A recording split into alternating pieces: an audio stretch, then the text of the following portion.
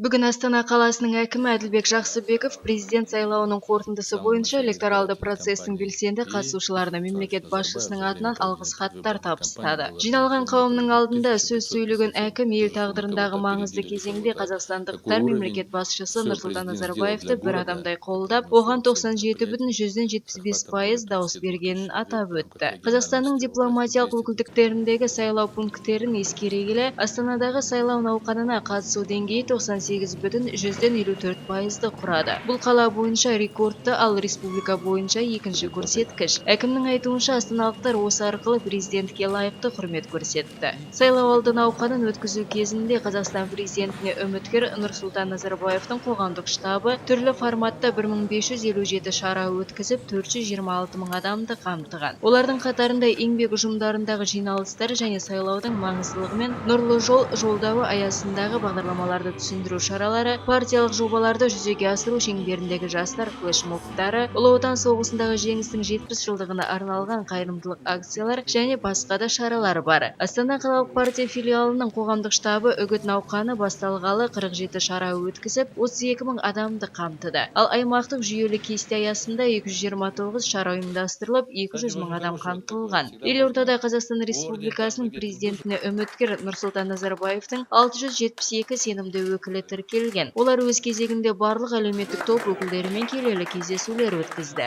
Әкім мемлекет басшысының атынан жиналған қауымға өлшеусіз үлесі мен еңбектері үшін тағы бір мәрте алғыс айтып, зор денсаулық әр істеріне сәттілік тіледі.